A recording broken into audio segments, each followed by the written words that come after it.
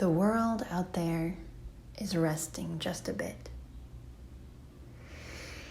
I can hear her sigh of relief. She is gasping, drinking in the air she's so long been denied. Perhaps the Great Barrier Reef is losing 100 less coral a day. Maybe elephants will make a comeback. Maybe mosquitoes will die off from the lack of food. How will the food chain shift? The mother has been wrestling her toddler. Its kicking and retching tantrums are beyond calming. It won't sleep, it won't cuddle, it only rages and eats. And so, she's finally locked it in its room.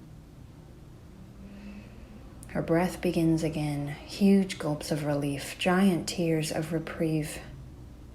How can she mother this monster? When the dust finally begins to settle, when we are one by one brave enough to peer out from our little holes, what will we have lost? Who will we discover is no longer here? The answer to a quiet Facebook profile.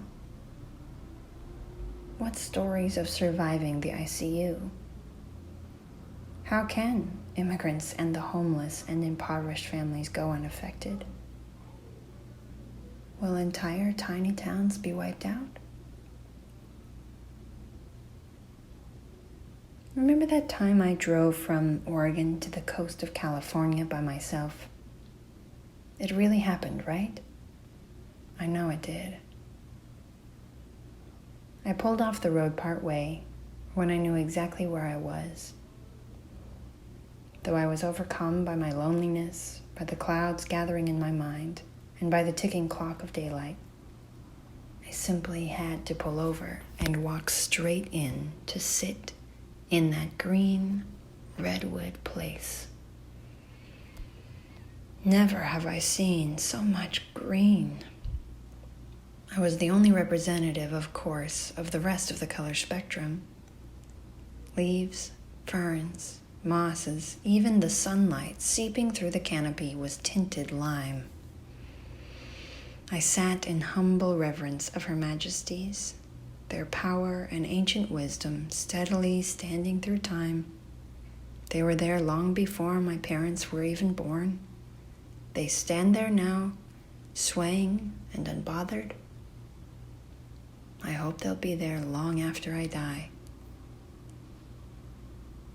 These days, my mind keeps conjuring that place, continuously wandering back to that cathedral of holiness, to the loudest truth I have ever known.